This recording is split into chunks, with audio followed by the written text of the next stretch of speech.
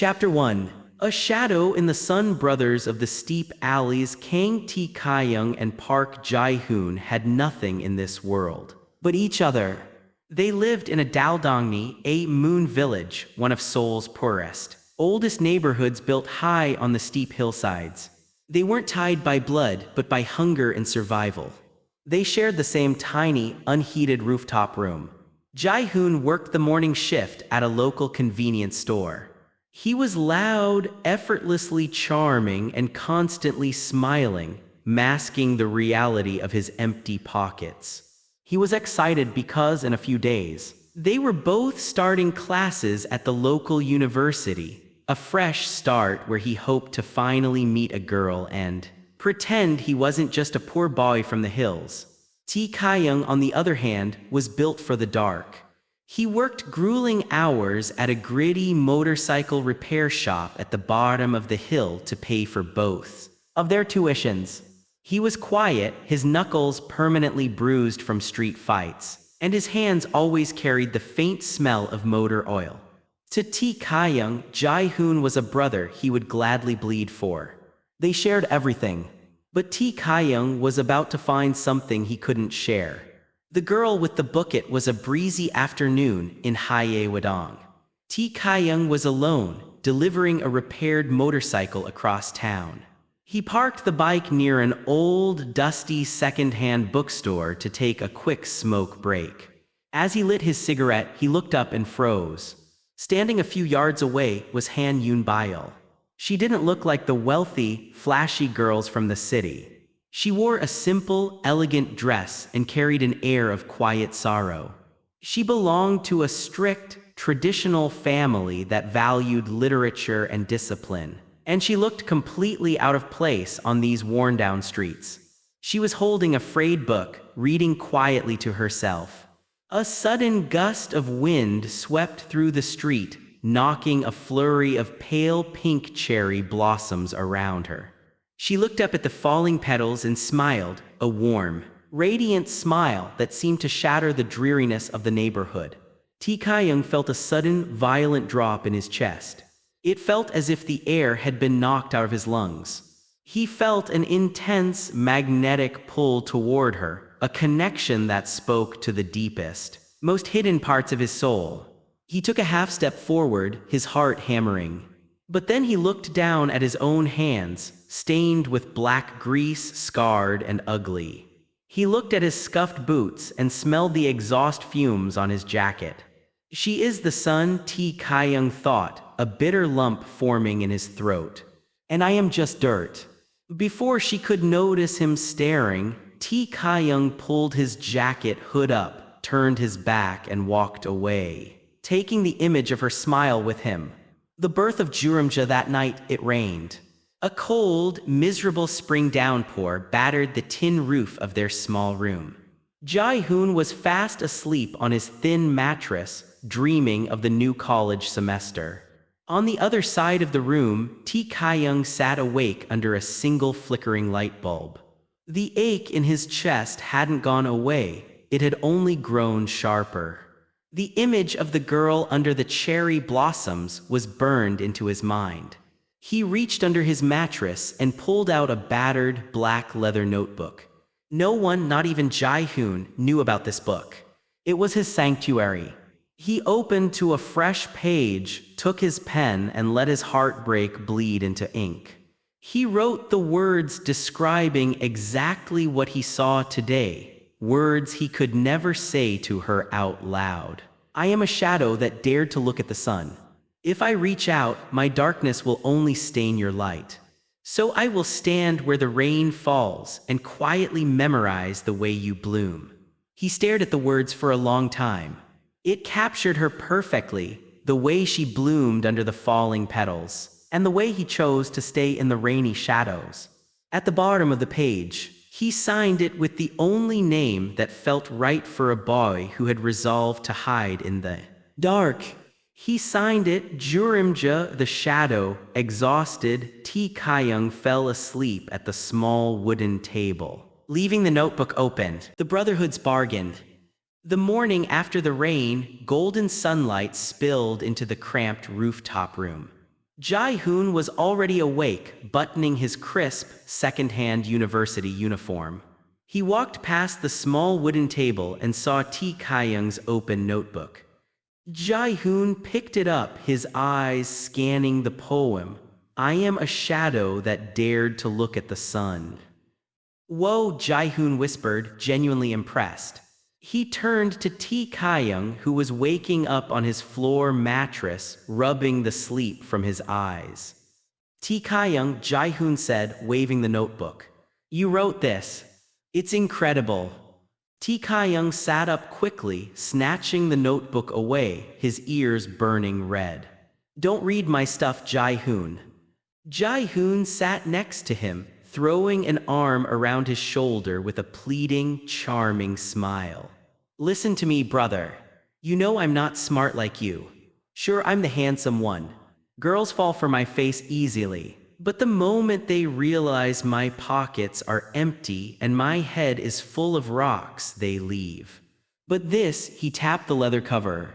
If I have words like this, I could make any girl at college fall completely in love with me.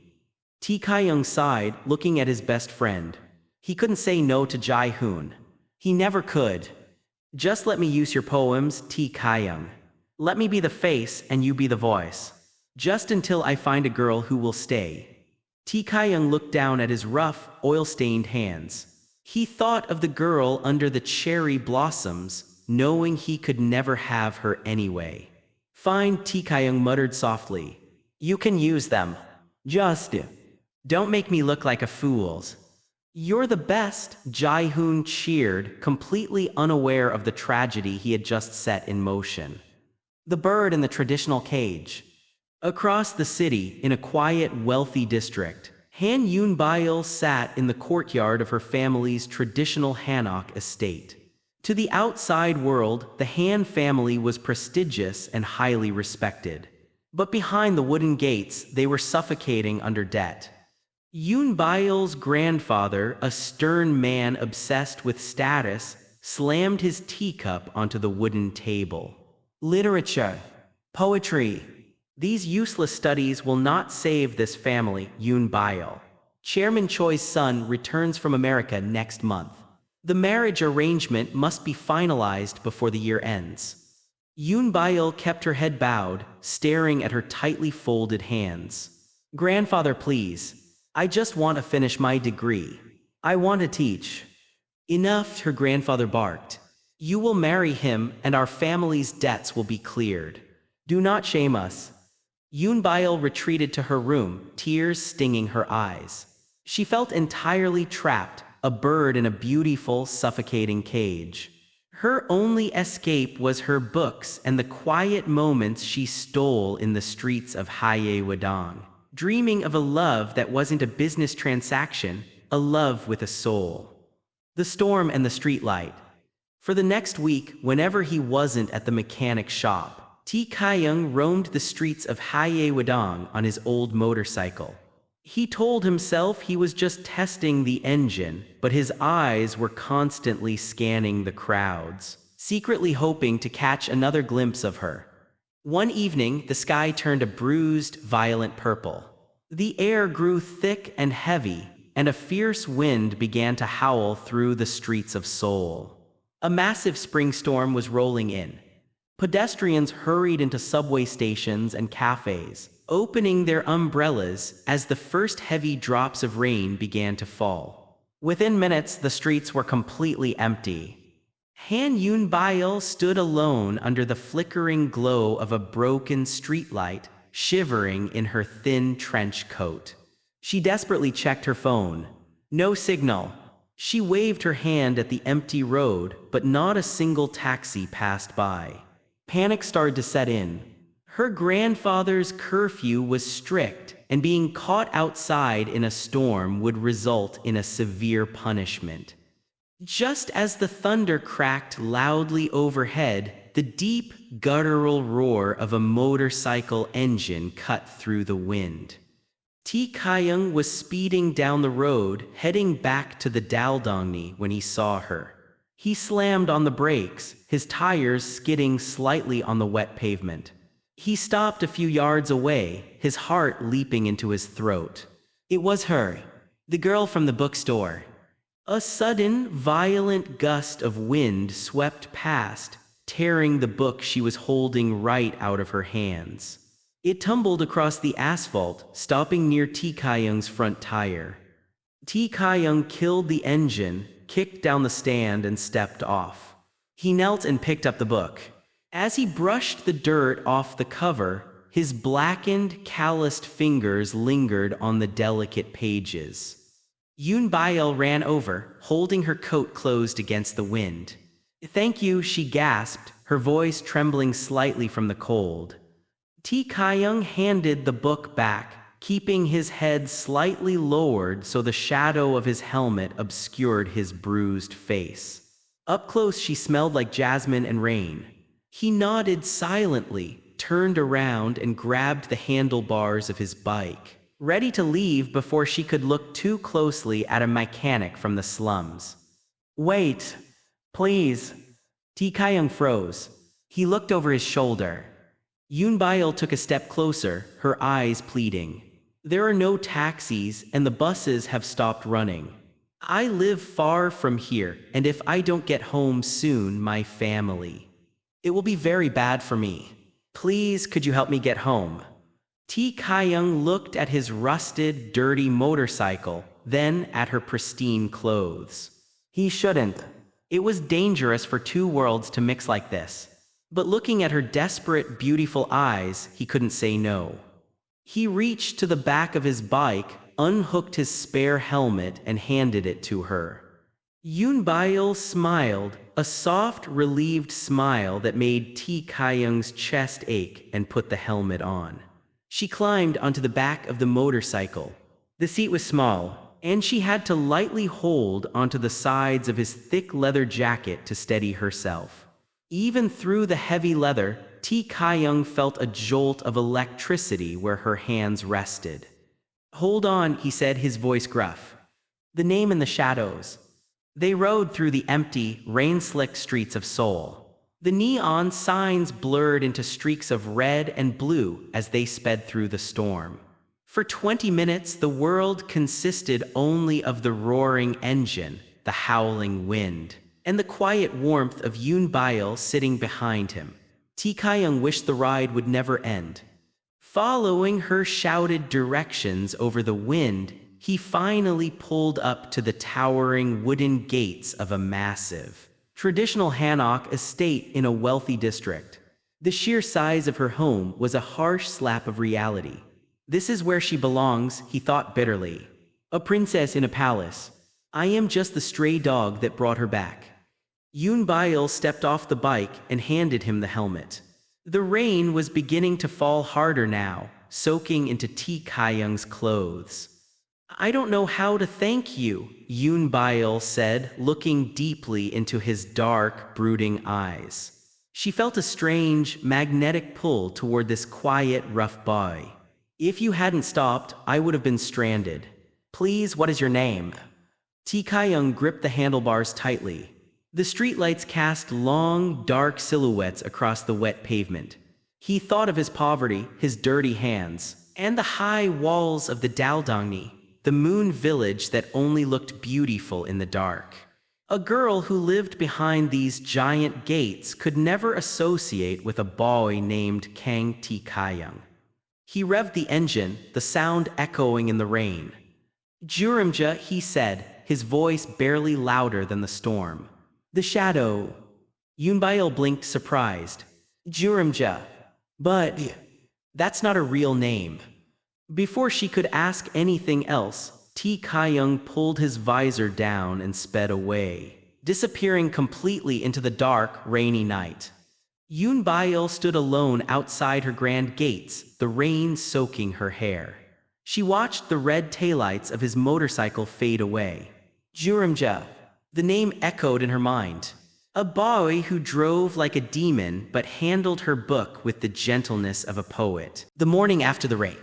When Tae-kyung had returned to the rooftop room after dropping Eun-byul off in the storm, he was completely soaked. Trembling not from the cold, but from the lingering feeling of her hands holding onto his leather jacket. While Ji-hoon slept soundly, Tae-kyung had opened his black notebook. His fingers were numb, but he forced the pen to move. He wrote a new poem to capture the agonizing, beautiful reality of that night. I borrowed the storm just to hold you for a moment, the scent of rain and jasmine clinging to my rusted armor. But when we reached the grand wooden gates, I knew a shadow could never step inside your palace. So I left you in the light and rode back into the dark. Geurimja. The next morning, Tae-kyung left early for his mechanic shift, leaving his notebook behind. The cost of a uniform. Kang Tae-kyung was 3 years older than Ji-hoon. While Ji-hoon was putting on a crisp, expensive-looking university jacket, Tae-kyung was already zipping up his grease-stained mechanic's jumpsuit. Tae-kyung had dropped out of high school years ago. He spent his days with his hands deep in motorcycle engines and his nights washing dishes at a food stall, all to ensure Ji-hoon could afford the tuition at Seoul's most prestigious university. Tae-kyung didn't mind the dirt. As long as Ji-hoon was walking in the sun, Tae-kyung was happy in the shadows. Before leaving for his first day of classes, Ji-hoon noticed Tae-kyung's black leather notebook sitting on the table. He quickly flipped through the pages. The new poem about the storm, the jasmine, and the wooden gates caught his eye. Ji-hoon didn't know it was a true story. He thought it was just brilliant, melancholic fiction. These rich kids think I'm just a poor boy from the slums, Ji-hoon thought. But if I show them this, they'll think I'm a genius. Smiling, he tore the page out, folded it into his pocket, and headed to campus. The show-off. The university's grand lecture hall was filled with the children of Seoul's elite. Among them sat Han Eun-byul, staring blankly out the window. She hadn't been able to focus on anything since the storm. Her mind was entirely consumed by the roar of the motorcycle and the boy who called himself Geurimja. At the front of the hall, Professor Lee, a strict and highly respected literature teacher, was pacing. To understand modern poetry, you must feel it. I asked you all to prepare a short, original piece that captures a fleeting moment of intense emotion. Who would like to share? The room was silent. Ji-hoon, sitting in the middle row, saw his opportunity to become a campus legend. He stood up confidently. Whispers rippled through the room, the girls immediately noticing his handsome face and easy charm. I have something, Professor, Ji-hoon said, his voice smooth and clear. He pulled the torn paper from his pocket, pretended to hesitate as if overcome by emotion, and read Tae-kyung's bleeding heart out loud to the entire hall. I am a shadow that dared to look at the sun. If I reach out, my darkness will only stain your light. So I will stand where the rain falls and quietly memorize the way you bloom. And then he reads second poem. I borrowed the storm just to hold you for a moment, the scent of rain and jasmine clinging to my rusted armor. But when we reached the grand wooden gates, I knew a shadow could never step inside your palace. So I left you in the light and rode back into the dark. The lecture hall fell dead silent. Professor Lee stopped pacing. He took off his glasses, genuinely moved. Park Ji-hoon's. That is extraordinary. The imagery, the tragic acceptance of class divide. It is raw. It is brilliant. The class erupted into applause. The wealthy students who had ignored Ji-hoon earlier were now looking at him with absolute awe. He was instantly the center of attention, the brooding, romantic genius of the freshman class. Ji-hoon soaked it in, flashing his $1,000,000 smile. He realized right then that he needed to memorize every cheesy, romantic poem in Tae-kyung's notebook to keep this fame going. But 3 rows ahead of him, Eun-byul wasn't clapping. She was completely frozen. The pen slipped from her fingers and clattered onto the floor. The storm, the scent of jasmine, the grand wooden gates. No one else in the world knew about those details. The boy from the motorcycle had hidden his face under a helmet, but now, the truth was supposedly standing right in front of her. She turned around slowly, her heart pounding violently against her ribs, and looked at Park Ji-hoon. It's him, she thought, tears springing to her eyes. He is Geurimja. The unspoken assumption. After the lecture, Eun-byul didn't confront Ji-hoon with wild accusations. She was too refined for that. Instead, she simply walked up to him as he was packing his bag. Her heart was beating fast, but her voice was steady. Your poem, she said softly, was beautiful. It felt very familiar. Ji-hoon smiled, his charm kicking in perfectly. Some feelings are universal. I'm glad it resonated with you, Eun-byul. She didn't ask if he was Geurimja. She didn't need to. In her heart, the details of the poem were all the proof she needed. From that day on, she started seeking Ji-hoon out. They would sit in the library or walk across the campus courtyard. Ji-hoon loved the attention, completely unaware of the deep, fateful connection Eun-byul believed they shared. The heir from America. A few days later, Tae-kyung rode his motorcycle to the university. Ji-hoon had left his wallet in their rooftop room, and Tae-kyung was dropping it off during his lunch break. As Tae-kyung walked toward the campus gates, he spotted Eun-byul. Just seeing her made his chest ache. He wanted to walk up to her, to finally introduce himself properly, not as a masked rider in the rain, but as a man. He took a step forward, but suddenly, a sleek, silver Mercedes pulled up right onto the campus sidewalk. A young man stepped out. It was Choi Min-ho, the arrogant son of Chairman Choi, the man Eun-byul's grandfather wanted her to marry. Min-ho had just returned from America. He wore an expensive designer suit and a smirk that screamed entitlement. Min-ho walked straight up to Eun-byul. Eun-byul, he said loudly, grabbing her by the wrist. My father sent me to pick you up. We have a family dinner. Let's go. Eun-byul tried to pull her hand away, her face pale with discomfort. Let go of me, Min-ho. I have classes. I'm not going. It wasn't a request, Min-ho sneered, tightening his grip and pulling her toward the car. Eun-byul stumbled, crying out in pain. The price of protection. Tae-kyung didn't think about his dirty clothes. He didn't think about his place in society. He just saw the girl he loved being hurt by a man who looked at her like a piece of property. Tae-kyung sprinted across the pavement. Before Min-ho's private driver could react, Tae-kyung grabbed Min-ho by the collar, spun him around, and delivered a brutal, shattering punch to his jaw. Min-ho crashed into the side of the silver Mercedes, blood spilling from his lip. Eun-byul gasped, stepping back, her eyes wide with shock. Min-ho wiped the blood from his mouth, a venomous smile spreading across his face. Do you know who I am, you filthy street rat? He spat. He gestured to his driver, who immediately lunged at Tae-kyung. Tae-kyung fought with the ferocity of a stray dog, easily knocking the driver to the pavement. But sirens were already wailing. Campus security had called the police. When the officers arrived, they didn't see a rescue. They saw Choi Min-ho, the heir of a massive conglomerate, bleeding. And they saw Kang Tae-kyung, a mechanic with scarred knuckles and a worn jacket. They immediately slammed Tae-kyung against the police cruiser, handcuffing him. The statement of silence.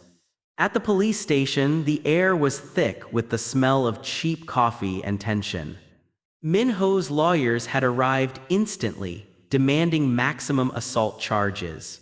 Tae-kyung sat in a holding cell, his jaw tight, completely silent.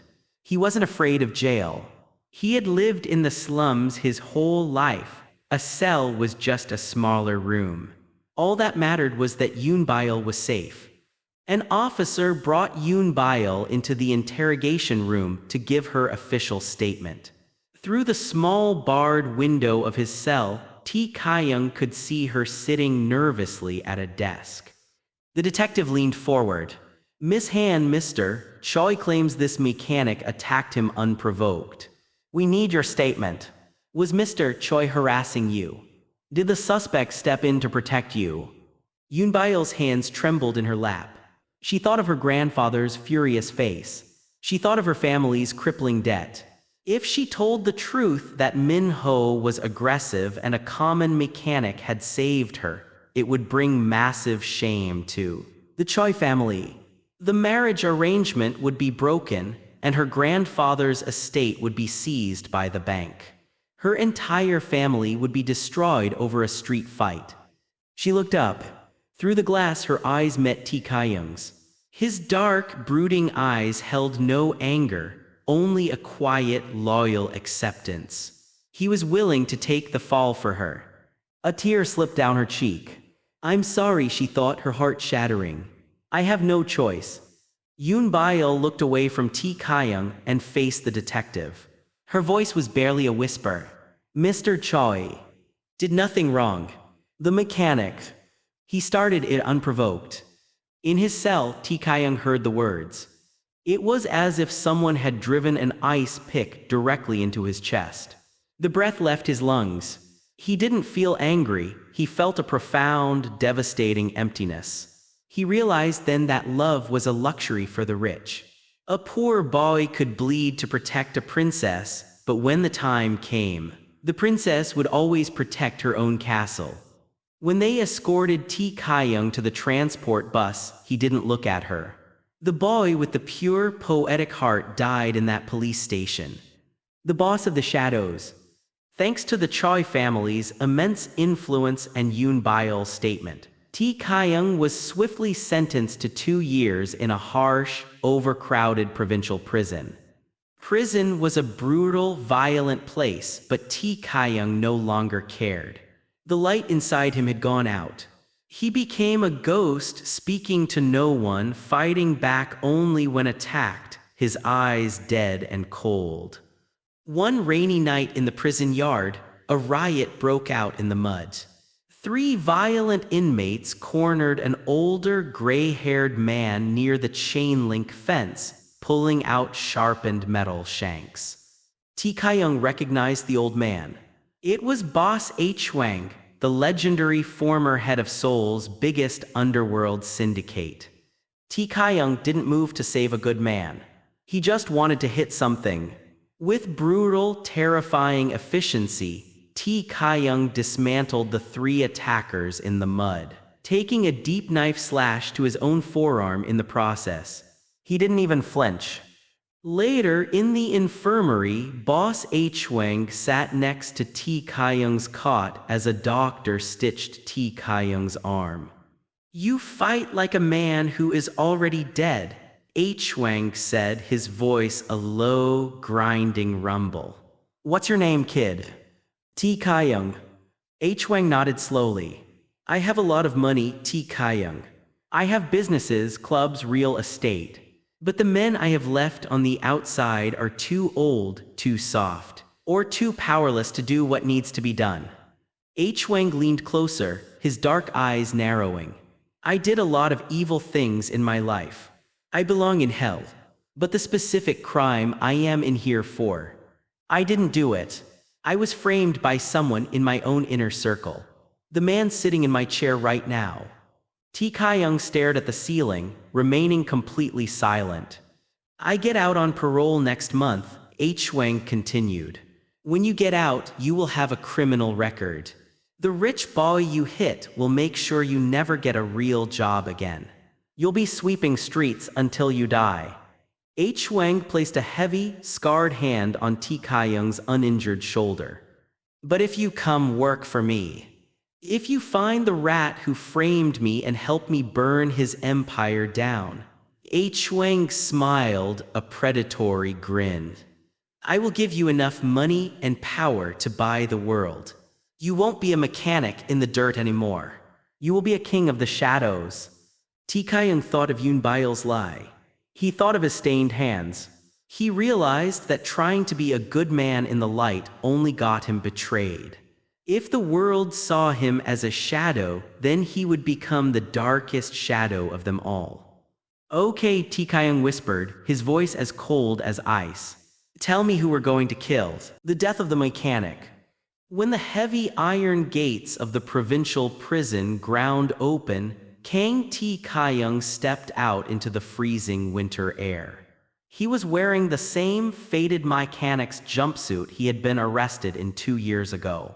But the boy inside those clothes, the boy who wrote poetry and fixed motorcycles, had died in a holding cell the moment Eun-byul lied to the police. Waiting for him at the gates was Boss H-Wang's most loyal lieutenant, a heavily scarred man named Park. Park leaned against a black luxury sedan and tossed a heavy duffel bag at Tae-kyung's feet. Boss H-Wang kept his promise, Park said, his breath pluming in the cold air. Inside is a tailored suit, a Rolex, and 10 million won in cash. You can take the bag, go back to fixing engines, and live the rest of your life as a rat. Or you get in the car and we go take back the city. Tae-kyung looked at the grease stains on his worn-out jumpsuit. He thought of Choi Min-ho's silver Mercedes. He thought of the way the wealthy could crush the poor and still get the girl. Tae-kyung unzipped his jumpsuit, stepped out of it, and dropped it into the freezing mud. He pulled out the crisp, black suit from the bag and put it on. He didn't say a word, but as he slid into the back seat of the sedan, the temperature in the car seemed to drop. The mechanic was buried. The night at the Blood Iron Club. Seoul's underworld was in chaos, with Boss H-Wang still technically serving time before his pardon. A rival faction called the Blood Iron Gang had violently taken over H-Wang's most profitable territories in Gangnam.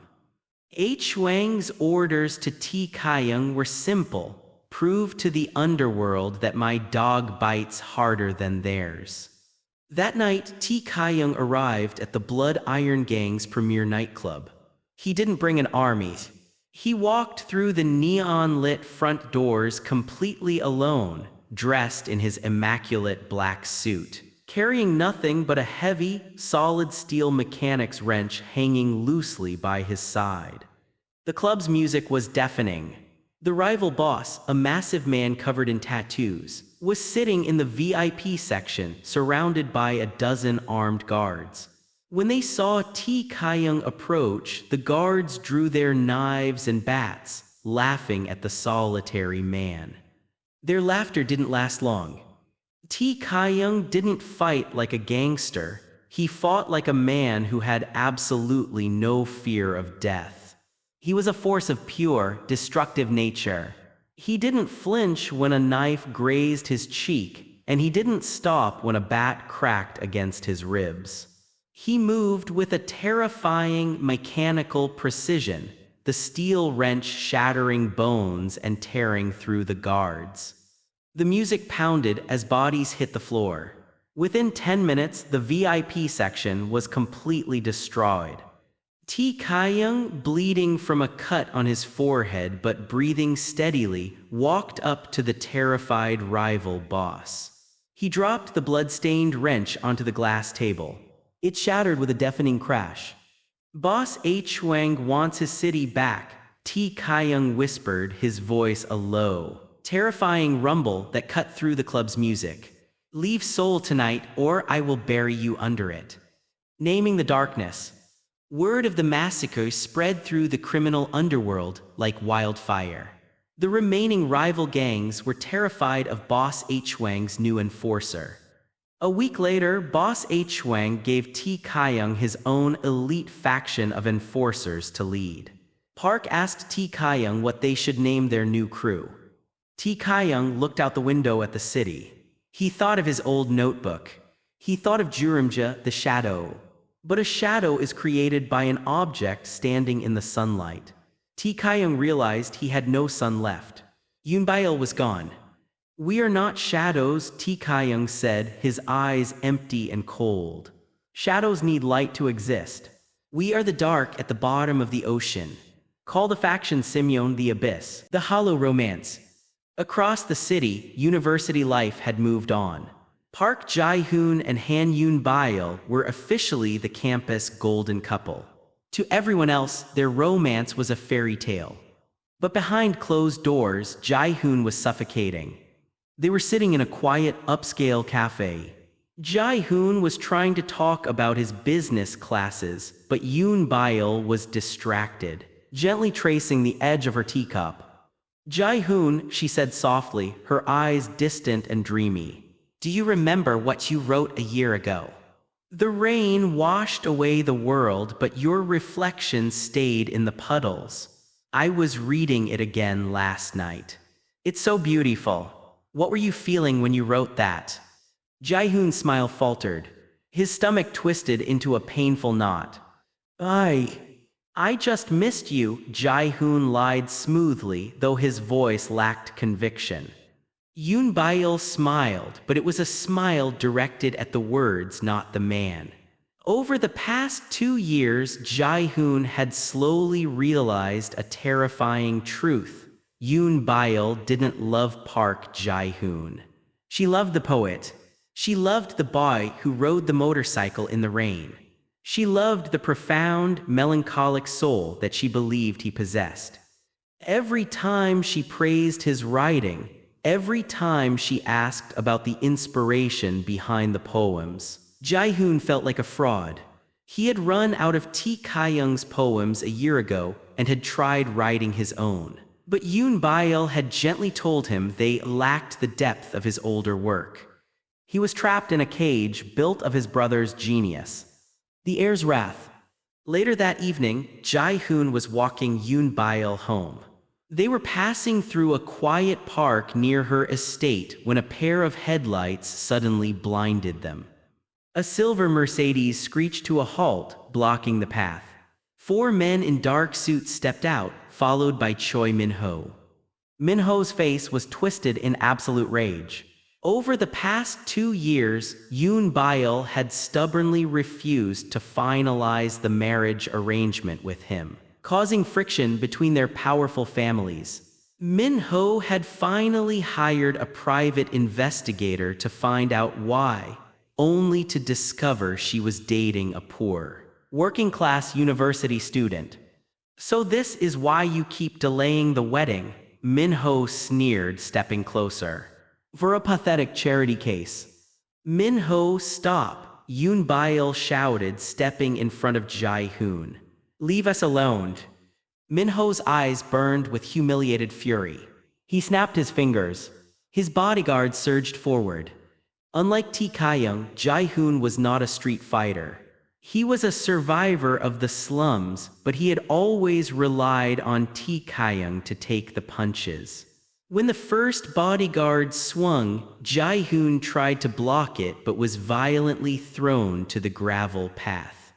"Ji-hoon!" Eun-byul screamed. Min-ho walked over and viciously kicked Ji-hoon in the ribs. Ji-hoon gasped, curling into a ball as the bodyguards held him down.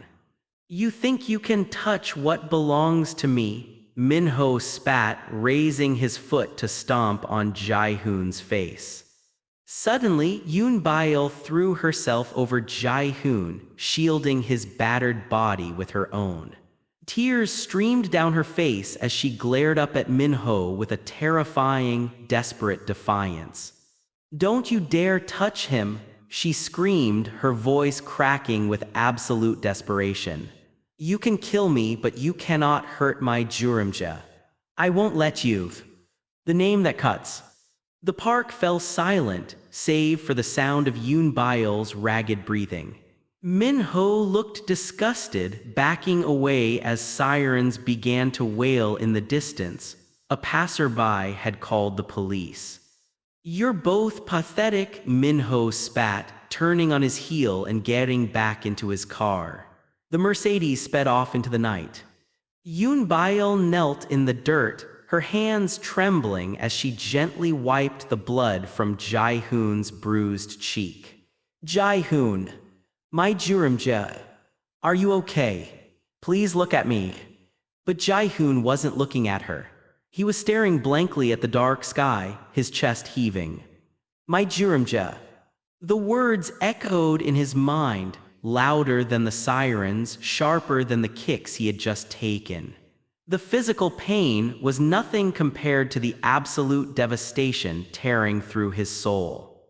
He remembered the small, damp rooftop room. He remembered the oil stains on Tae-kyung's hands.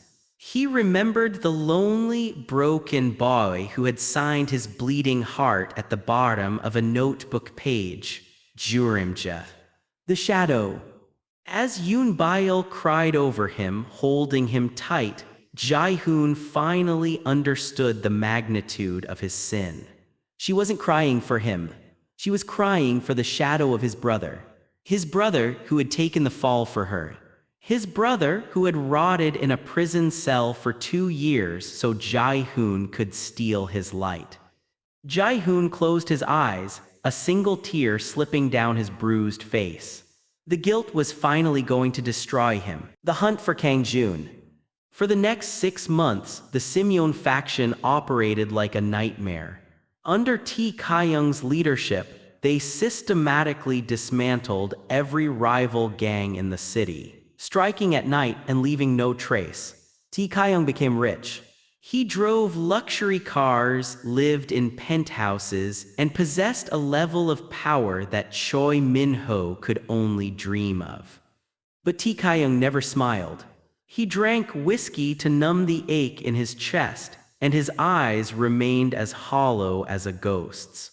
With the territories secured, only one task remained to fulfill his deal with boss H-Wang, finding Lee Kang-joon, the traitor who had murdered a politician and framed boss H-Wang for it.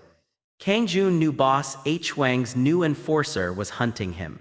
He had barricaded himself in a heavily fortified, high-tech penthouse in the center of Seoul, surrounded by 20 armed mercenaries. The infiltration. On the night of a massive summer monsoon, Tae-kyung struck. He didn't launch a loud assault. Wearing tactical black over his suit, Tae-kyung cut the main power grid to the skyscraper. While Kang Tae-kyung's mercenaries panicked in the dark, Tae-kyung scaled the elevator shafts, moving with absolute, deadly silence.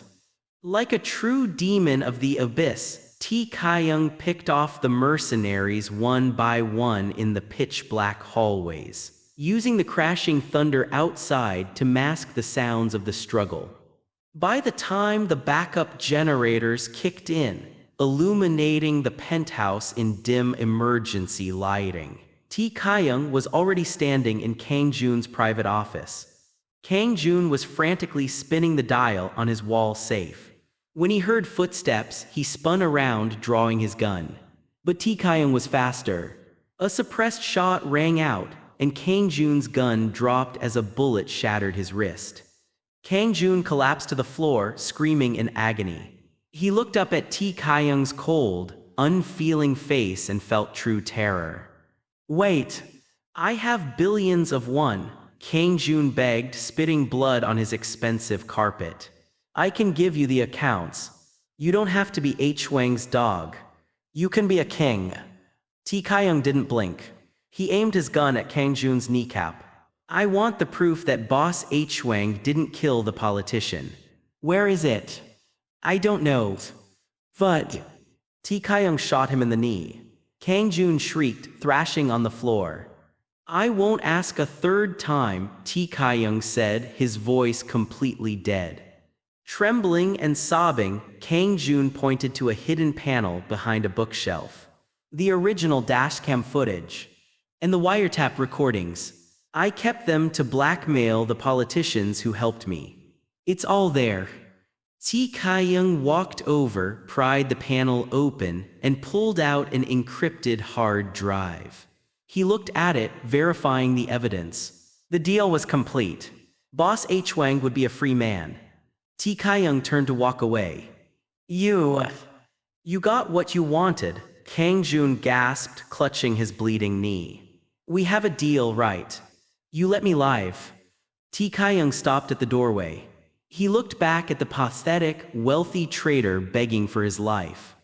Boss H. Wang ordered me to find the rat who framed him, Tae-kyung said quietly. He never ordered me to bring him back breathing. Tae-kyung raised his weapon one last time. A single shot sounded, instantly drowned out by a massive clap of thunder outside. The coronation of the abyss. The next morning, the encrypted hard drive was anonymously delivered to the Supreme Prosecutor's office. The undeniable proof caused a massive political earthquake. The corrupt officials were arrested, Kang Jun was found dead, and Boss H. Wang's record was completely cleared. That night, in the VIP room of Seoul's most exclusive traditional restaurant, Boss H. Wang sat at the head of a long table. All the bosses of the allied syndicates were present. Tae-kyung stood quietly by the window, staring out at the rain. Boss H. Wang stood up, raising a glass of expensive soju. The entire room fell silent. 2 years ago, a boy bled for me in the mud of a prison yard, H. Wang grumbled, his voice filled with absolute respect. Today, that boy brought me my freedom, and he brought this syndicate its greatest era of power. H. Wang walked over to Tae-kyung and placed a heavy, paternal hand on his shoulder. He turned to face the room of hardened criminals. I am stepping back to manage the legitimate businesses, H. Wang announced. The underground. The streets. They belong to him now. Kang Tae-kyung is my right hand. He is the leader of Simyeon. He is the law. Anyone who disrespects him disrespects me. Every single crime boss and lieutenant in the room stood up instantly. They bowed perfectly at the waist in unison. Yes, Boss Simyeon, they chanted. Tae-kyung looked at his reflection in the dark glass of the window. He had everything a man could ever want. He had absolute power, wealth, and fear. He had gone from a common mechanic to the king of the Seoul underworld. But as he touched the cold glass, his heart felt like it was turning to ash. He knew he would trade every single ounce of this terrifying power just to be a poor boy in the slums again, sitting on a rusted motorcycle, listening to a girl read poetry in the rain. The runaway bride. When Eun-byul's grandfather found out about the street fight involving Choi Min-ho, his fury was apocalyptic. He dragged Eun-byul back to their estate, locking the gates. To salvage their family's honor and their crippling debt, the marriage to Min-ho was accelerated. The Choi family demanded that Eun-byul be relocated to their private, highly secured estate in a coastal city until the wedding day, isolating her completely. But Eun-byul had the stubborn heart of a romantic. 3 days before the wedding, under the cover of a massive thunderstorm, she broke the window of her guest room, climbed down the trellis, and fled into the unfamiliar city. She had nothing but the clothes on her back and a heart desperate to find her lost Geurimja. She believed Ji-hoon had run away because Min-ho had threatened him. She needed to find him, to tell him she would choose him over her family's wealth. But the city was massive, dark, and unforgiving. By midnight, she was hopelessly lost in a labyrinth of neon-lit, narrow alleyways near the docks, a territory ruled not by police but by ghosts. The king of the shadows. Kang Tae-kyung did not live in a penthouse. Despite the immense wealth and power Boss H. Wang had given him for successfully dismantling rival syndicates, Tae-kyung chose to live in an abandoned, cavernous warehouse at the edge of the docks.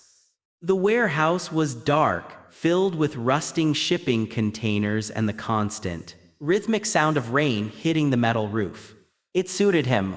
He had become Boss H. Wang's most feared enforcer, a ruthless, silent shadow who cleared obstacles without hesitation.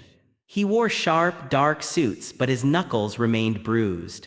His soul was completely dead. It was past 2:00 a.m. Tae-kyung sat alone in the dim light of a single bulb, quietly disassembling and cleaning a handgun. The scent of gun oil and cold rain filled the massive space. Suddenly, the heavy iron side door of the warehouse rattled loudly. Someone was desperately pulling the handle. Tae-kyung stopped wiping the barrel. His eyes darted to the door, his posture instantly shifting from relaxed to lethal. He slipped the magazine into the gun with a sharp click. The door burst open. A figure stumbled in, gasping for air, absolutely drenched from the rain. It was a woman, looking over her shoulder into the dark alley, terrified that Min-ho's private security guards were still chasing her. "Please," she cried out, turning to face the interior of the warehouse. "Please, they're following me. I just need somewhere to hide." Her voice cut off instantly. Tae-kyung stood up from the table, stepping into the dim pool of light. He was dressed in a tailored black shirt, a holster strapped across his chest, a gun hanging loosely in his hand. The violent aura around him was suffocating. Eun-byul stared at him. She recognized him immediately. He wasn't the boy who rode the motorcycle in the storm. She didn't know that. To her, he was the terrifying, unhinged mechanic who had savagely beaten Choi Min-ho 2 years ago. He was the violent criminal who went to prison for assault. The color drained completely from Eun-byul's face. Her chest heaved with terror. She had run from a cage straight into the den of a monster. Tae-kyung looked at her. Time stopped entirely. The gun felt heavy and useless in his hand. It was her. The girl who smiled at the cherry blossoms. The girl who betrayed him in the police station. The girl he had destroyed his own soul to protect. She was standing in his sanctuary, trembling like a frightened bird. A sudden, violent wave of melancholy crashed over him. Even now, after everything, looking at her in the rain, the poet inside him that he had tried so hard to kill woke up. A new poem wrote itself in the darkness of his mind. "I built a fortress of iron and blood to forget you, but you walked through the walls like a ghost. I am a monster to the world, but in front of you, I am still just a shadow bleeding in the rain." He took a slow step toward her, his voice rough, thick with years of unspoken agony. Eun-byul didn't wait to hear him speak. Terrified of the criminal standing before her, she let out a choked sob, spun around, and sprinted back out into the violent storm, choosing the danger of the alley over the monster in the warehouse. The starving bird. When Eun-byul had sprinted out of the warehouse, Tae-kyung had grabbed his coat to chase after her. But the maze of the neon-lit docks and the blinding rain had swallowed her whole. He lost her. For the next 48 hours, the most feared crime boss in the city tore the streets apart looking for a single girl. Eun-byul's condition deteriorated rapidly. She couldn't use her credit cards. Min-ho's men would track the transaction instantly. She had no cash, no coat, and no shelter. For 2 days, she slept in freezing subway stations and hid in back alleys, her body growing dangerously weak from hunger and cold. All that kept her going was the desperate hope of finding her Geurimja, the gentle boy who wrote her poetry. She just had to survive long enough to find Ji-hoon. The shadow's arrival. On the 3rd night, her luck ran out. Eun-byul was stumbling down a quiet street near the harbor, her vision blurring, when 3 black SUVs screeched to a halt, completely surrounding her. Choi Min-ho stepped out of the lead vehicle, flanked by a dozen massive bodyguards. He looked furious, but there was a sick, triumphant smile on his face. "Did you really think you could run from me, Eun-byul?" Min-ho sneered, walking toward her. "Look at you. You look like a street rat. Grab her. We're going back to Seoul tonight." Two guards lunged forward, grabbing her by the arms. Eun-byul screamed, kicking weakly, but she had no strength left. Suddenly, a deafening crash echoed through the street. A massive, armored black truck slammed directly into the back of Min-ho's SUVs, crushing the metal. Min-ho's guards drew their weapons, but before they could aim, the street was flooded with heavily armed men stepping out of the shadows of the alleyways. The door of the armored truck opened. Kang Tae-kyung stepped out. He was dressed in a pristine black suit, a dark overcoat draped over his shoulders. His presence was suffocating, radiating absolute, terrifying authority. Min-ho squinted, trying to recognize the man. Then the memory hit him. The mechanic. The street rat from the university. Min-ho opened his mouth to laugh, to order his men to kill him. But then Min-ho noticed the tattoo on the neck of Tae-kyung's right-hand man. He noticed the absolute silence of the street. And then the horrifying truth dawned on him. Min-ho's father had warned him about a new, violently ruthless syndicate leader tearing through the city's underworld. A man who had no mercy, known only as the Shadow. Min-ho's face drained of all color. His arrogant sneer vanished, replaced by pure, paralyzing terror. You're him. You're Boss H-Wang's dog. You're the Shadow. Tae-kyung didn't even look at Min-ho. His cold, hollow eyes were fixed entirely on Eun-byul, who was trembling between the guards. "Take your hands off her," Tae-kyung said. His voice wasn't a shout. It was a low, terrifying rumble that promised death. Min-ho swallowed hard, his knees shaking. He knew that if he fought, he and all his men would die on this street. "Let her go," Min-ho squeaked out, stepping back toward his ruined car. "Let her go. We're leaving." The guards dropped Eun-byul. She collapsed to the wet pavement, completely exhausted. Min-ho and his men scrambled into their remaining vehicles and fled into the night. Tae-kyung walked over to Eun-byul. He took off his heavy, warm overcoat and gently wrapped it around her trembling shoulders. Before she could protest, he picked her up in his arms. She was too weak to fight him, her eyes fluttering shut as he carried her into his truck. A secret kept from the savior. When Eun-byul woke up, she was in a sprawling, luxurious penthouse overlooking the city. The bed was incredibly soft and the room was warm. A tray of hot food sat on the bedside table. The door opened softly and Tae-kyung walked in. The guns and the guards were gone. He just looked like a quiet, exhausted man. Eun-byul immediately scrambled backward against the headboard, pulling the blankets up defensively. Her eyes were wide with fear. She remembered his violent fight 2 years ago, and she had just seen him terrify a billionaire heir into submission. To her, Tae-kyung was a dangerous, cold-blooded monster. "Eat," Tae-kyung said softly, staying near the door so he wouldn't frighten her more.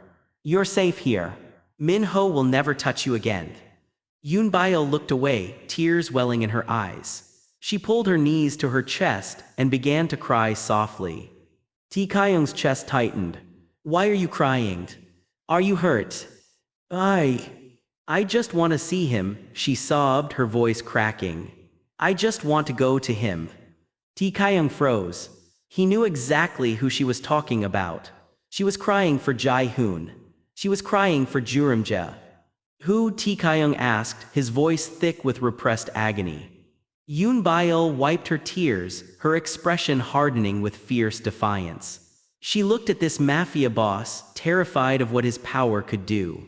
"If I tell this criminal about Ji-hoon," she thought, "if I tell him the man I love is just a poor university dropout, he might find him and hurt him to keep me here." "I won't tell you," Eun-byul whispered, her eyes flashing with a desperate, protective fire. "You can keep me locked in here, but I will never tell you his name. I won't let a monster like you near him." Tae-kyung stood perfectly still. The irony was so heavy it felt like it was crushing his ribs. She was looking right at him, calling him a monster, fiercely protecting his own name and his own words from himself. She was willing to suffer just to keep the poet safe from the mafia boss, not knowing they were the exact same person. Tae-kyung looked at her tears. He wanted to scream. He wanted to recite the poem about the cherry blossoms. He wanted to tell her, I am Geurimja. I am the one you love. But he looked down at his hands. They were no longer stained with motor oil. They were stained with blood. He realized she was right. Geurimja was a pure, beautiful soul. The man standing in this room was a monster. He had lost the right to be her poet the moment he took Boss H. Wang's deal. Slowly, Tae-kyung nodded. He swallowed the bitter taste of his own shattered heart. Don't worry, Tae-kyung whispered, his voice completely hollow. I won't look for him. You can rest. He turned and walked out of the room, closing the door softly behind him, leaving Eun-byul to cry for a ghost, while the real poet stood on the other side of the door, dying in silence. The secret lover. The luxurious penthouse was completely silent, except for the sound of rain hitting the floor-to-ceiling windows. Eun-byul pulled the heavy blankets tightly around herself, pressing her back against the headboard. She looked at Tae-kyung with wide, terrified eyes. To her, the man standing by the door wasn't the boy who picked up her books in the storm. He was the brutal, unfeeling crime boss who had just crushed Choi Min-ho's convoy. Tae-kyung took a step back, keeping his distance so he wouldn't frighten her further. Eat, he said softly, gesturing to the hot food on the tray. You're safe here. Min-ho will never touch you again. Eun-byul looked away, a tear slipping down her pale cheek. Her chest heaved with a quiet, desperate sob. Tae-kyung's heart ached. He had torn the city apart to find her, to save her from a forced marriage. But her tears made him feel like a failure. Why are you crying? He asked, his voice thick with repressed emotion. Are you hurt? I just want to see him, she sobbed, her voice cracking. I ran away for him. I just want to go to him. Tae-kyung froze. The words hit him harder than any punch he had ever taken in the underground rings. Him. During the 2 years he had spent rotting in prison and fighting his way to the top of the criminal underworld, she had found someone else. She had fallen in love. Who? Tae-kyung asked, his voice dropping to a low, hollow whisper. Eun-byul wiped her tears, her expression hardening with fierce defiance. She looked at this mafia boss, terrified of what his violent power could do. If I tell this criminal about my Geurimja, she thought, he might find him. He might torture or kill him to keep me trapped here. I won't tell you, Eun-byul said, her voice shaking but fiercely protective. You can keep me locked in here, but I will never tell you his name. I won't let a monster like you anywhere near him. Tae-kyung stood perfectly still. A monster like you. The words cut deeper than a knife. He looked down at his own hands, scarred, calloused, stained with the sins of the underworld. He realized she was right. Whoever this man was that she loved, he was probably a good man. A man who read books, walked in the sunlight, and had clean hands. Tae-kyung was just a violent thug who belonged in the dark.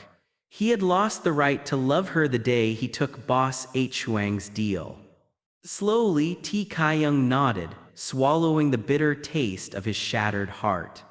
You don't have to tell me, Tae-kyung whispered, his voice completely empty. I won't hurt him. You can rest. He turned and walked out of the room, closing the door softly. He leaned his back against the cold wall of the hallway and closed his eyes, taking a ragged breath. He had to let her go. The order. The next morning, Tae-kyung stood in his massive, dimly lit warehouse at the docks. His top lieutenant stood at attention around a large steel table. Boss, his right-hand man said, bowing slightly. The Choi family is panicking. Minho fled back to Seoul. The girl is safe in the penthouse. What are your orders for her? Tae-kyung stared at a map of the city on the table. His jaw was clenched so tight it ached. She ran away to this city to find someone, Tae-kyung said coldly. A man. I don't know his name and I don't know what he looks like. But he is hiding somewhere in these districts. The lieutenants looked at each other in confusion. Boss, you want us to hunt down the man she loves. What do we do when we find him? Break his legs. No, Tae-kyung snapped, his voice echoing violently through the warehouse. The men instantly went rigid. Tae-kyung lowered his voice, the tragic, selfless weight of his love bearing down on him. You find him. You make sure he is safe. You give him whatever money or protection he needs. And then, you bring him to her. I want them reunited. His men were stunned, but no one dared question the shadow. They bowed in unison. Yes, boss. We will find him. The tears of a stranger. The days in the penthouse dragged on like a slow, suffocating sentence.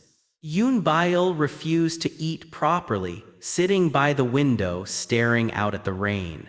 She cried endlessly, her quiet sobs echoing through the massive, empty rooms.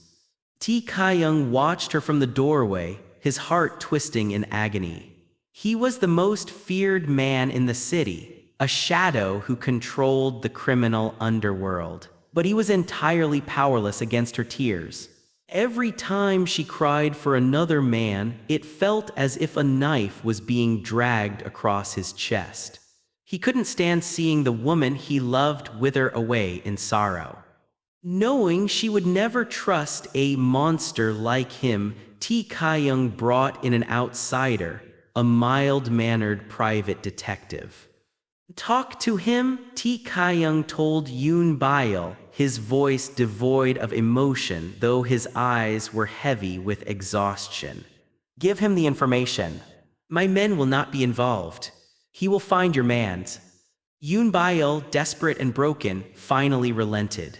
She sat with the detective and handed over the only thing she had left, a worn, folded photograph and a name. The face of the ghost. An hour later, the detective walked into Tae-kyung's dimly lit warehouse and handed him a manila folder. Boss, she gave me the target's information. Tae-kyung took a slow breath. He was about to look at the face of the man who held Eun-byul's heart. He opened the folder. Inside was a photograph of a smiling university student wearing a crisp, designer uniform.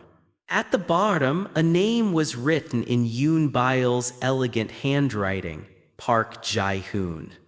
Tae-kyung stared at the photograph. The air completely left his lungs. The room seemed to spin. Ji-hoon. His brother. The boy he had protected in the slums. The boy he had gone to prison for. Eun-byul didn't just love another man, she loved his brother. And the sickening, crushing irony finally hit him. If she loved Ji-hoon, it meant Ji-hoon had used the poems. Ji-hoon had played the role of the tortured poet. Tae-kyung closed the folder. His hands trembled not with anger, but with an overwhelming, absolute grief. The tragedy was complete. He couldn't fight for her anymore because fighting for her meant destroying his own brother. The fish market reunion. Tae-kyung immediately started calling old contacts from the Daldongni Moon Village. He learned that Ji-hoon had completely vanished after the hospital incident. Tae-kyung tried calling Ji-hoon's old number, but it was dead. Finally, one of his underworld informants tracked down a lead.